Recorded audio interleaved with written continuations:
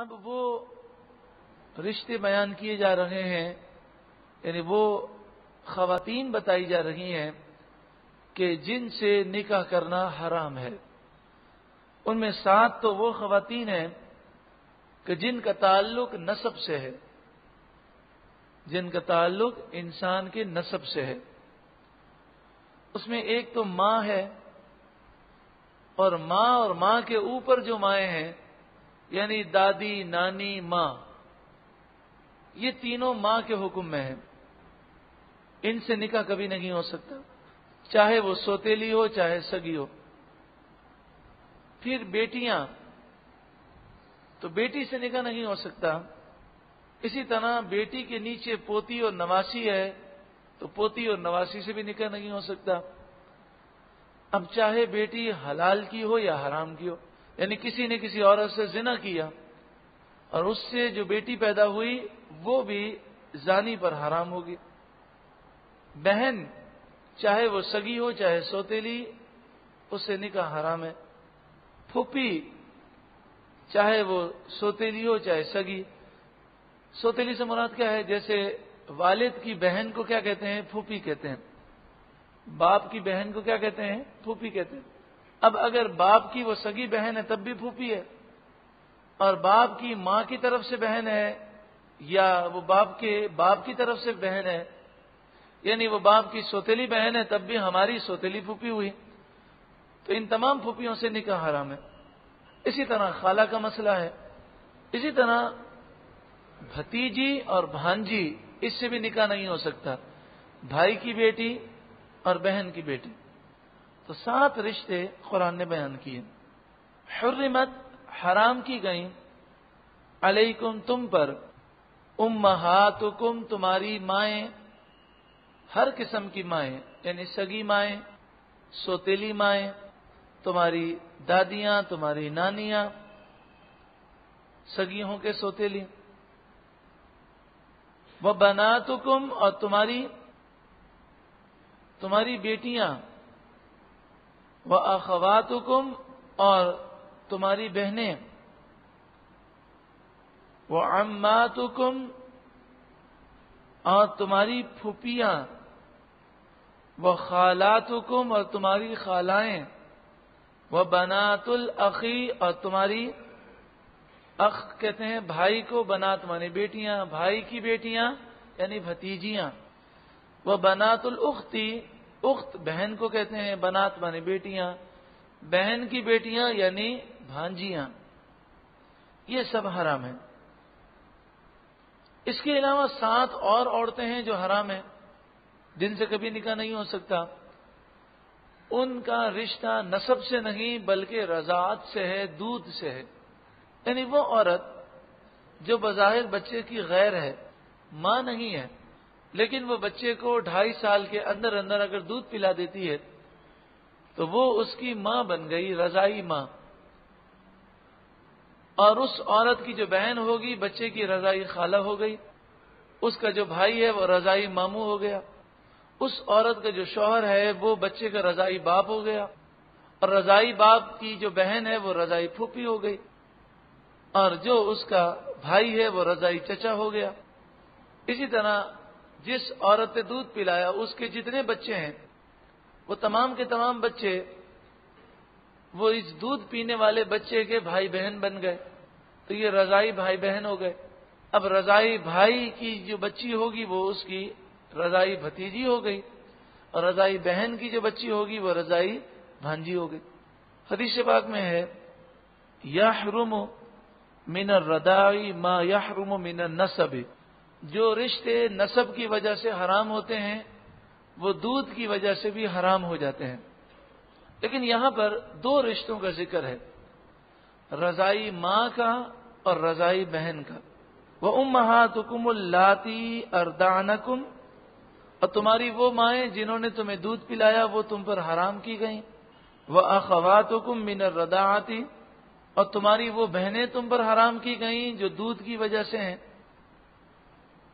اس طرح یہ 14 خواتین ہو گئیں جن سے مرد کبھی بھی نکاح نہیں کر سکتا۔ اب وہ عورتیں ہیں جن کا رشتہ جو ہے سسرال کی وجہ سے ہے، ससुराली रिश्ते की वजह से उनसे निकाह हराम है। तो उनमें दो औरतें हैं। एक है सास, कि सास से निकाह कभी भी नहीं हो सकता, सास से निकाह कभी भी नहीं हो सकता। चाहे इंसान ने निकाह के बाद अपनी बीवी के साथ खलवत की हो या न की हो, निकाह करते ही उस औरत की मां उस पर हमेशा के लिए क्या हो गई? हराम हो गई।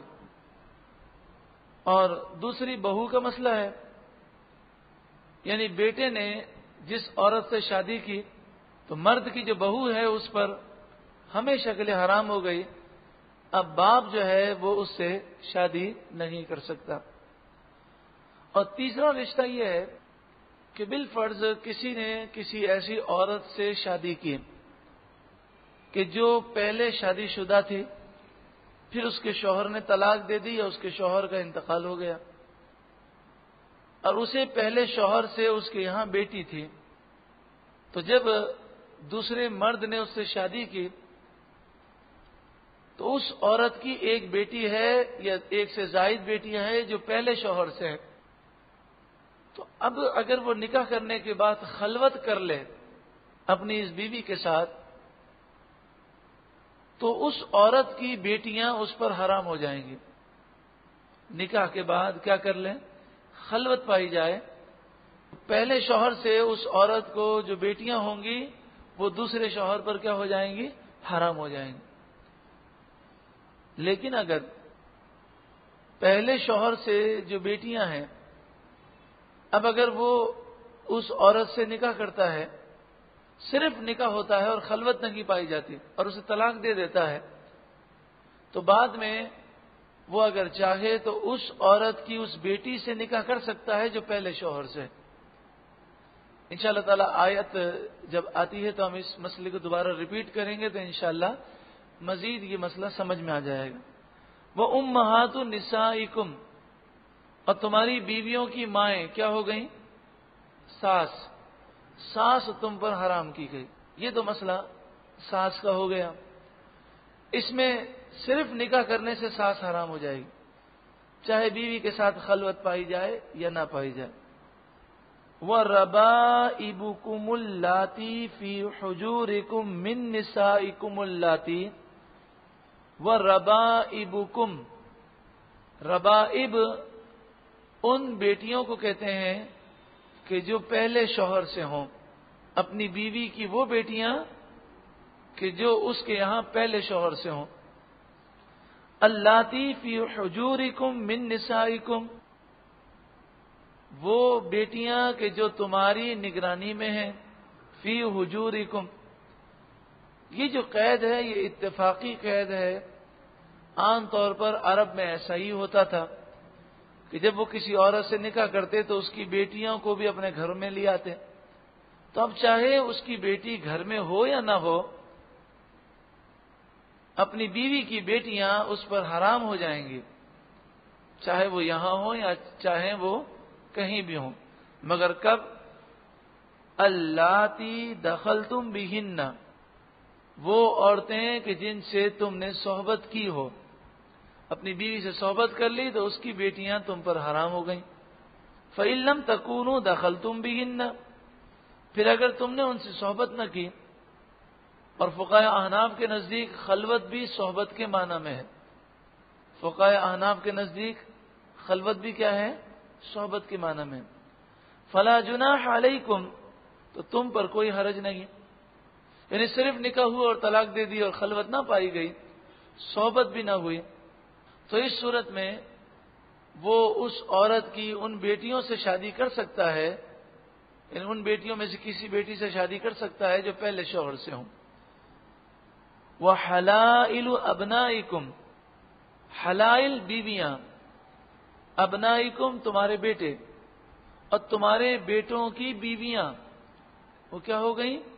बहू। तो बहू तुम पर हराम की गई।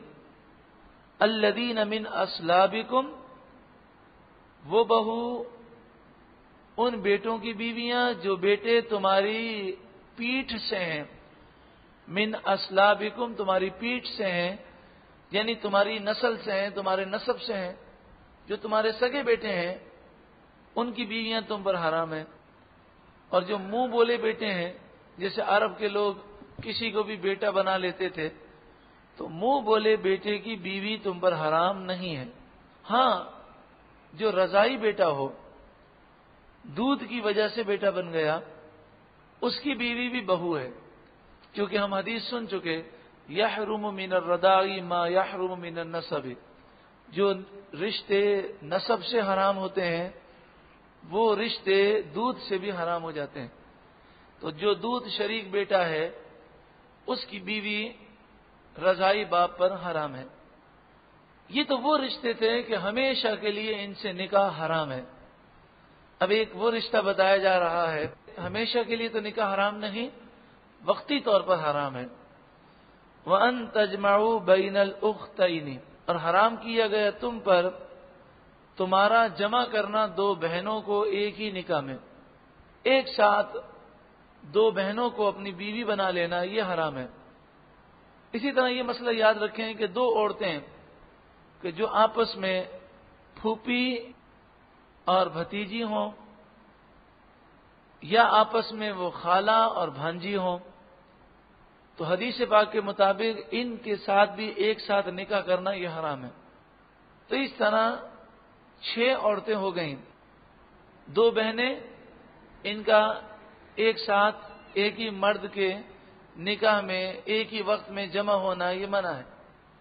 پھوپھی اور بھتیجی، خالہ اور بھانجی، یعنی 2 عورتیں آپس میں ان کا رشتہ ہو، ایک جو ہے پھوپھی ہے تو دوسری اس کی بھتیجی ہے، ایک جو ہے خالہ ہے تو دوسری اس کی بھانجی ہے، تو ان کا ایک ساتھ نکاح میں جمع کرنا منع ہے۔ ہاں، یہ ہو سکتا ہے ایک عورت سے اس سے نکاح کیا، پھر اسے طلاق دے دی، اس کی عدت ختم ہو گئی، تو اس کی بہن سے شادی کر لی، یا اس کی پھوپھی سے شادی کر لی، یا اس کی بھتیجی سے شادی کر لی، یا اس کی خالہ سے یا اس کی بھانجی سے، تو جائز ہے۔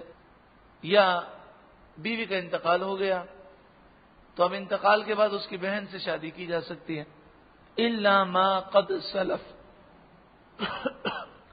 مگر جو کچھ اس سے پہلے ہو چکا وہ اللہ تعالیٰ نے تمہیں معاف فرمایا، اب آئندہ ایسا کام نہ کرنا۔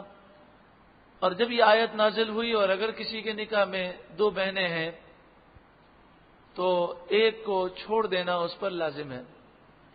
شرعی مسئلہ یاد رکھیں کہ اگر 2 بہنوں سے کسی نے نکاح کیا تو اس طرح نکاح کیا کہ پہلے ایک عورت سے نکاح کیا اور پھر دوسری عورت سے نکاح کیا، اور دونوں آپس میں بہن ہیں، تو ایک عورت سے نکاح کیا پھر اس کی بہن سے نکاح کیا، تو جس سے بعد میں نکاح کرے گا وہ نکاح ہوگا ہی نہیں، وہ نکاح ہوگا ہی نہیں۔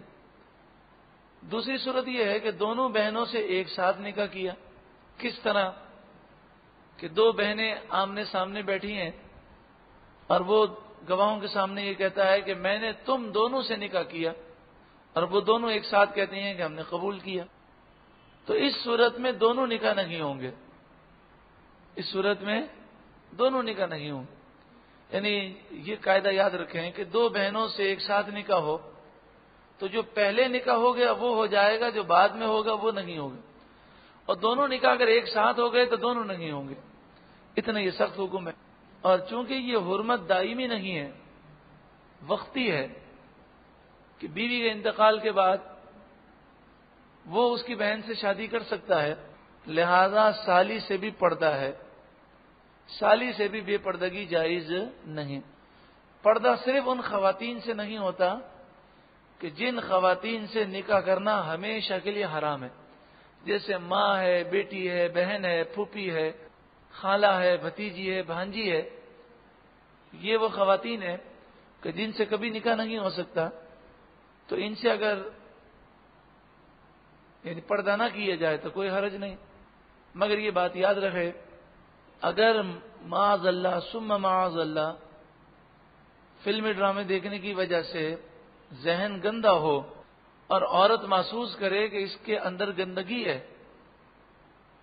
تو چاہے وہ کتنا ہی قریبی رشتہ دار ہو، اسے چاہیے کہ وہ اپنے آپ کو اس کے ساتھ تنہا نہ کرے، کیونکہ جب گندگی آ جاتی ہے، یہ گندگی ایسی ہے کہ پھر وہ انسان کسی رشتے کو نہیں دیکھتا، اسلام اسی گندگی سے انسان کو محفوظ رکھتا ہے. کیا انسان کی زندگی تف ہے ایسی زندگی پر کہ رات کو سوئے تو بھی گندے خیالات لے کر سوئے، اور نماز کے لیے کھڑا ہو تب بھی گندی فلموں کے اور گندے گندے خیالات آ رہے ہوں. ایسی زندگی پر تف ہے انسان کی زندگی پر افسوس ہے.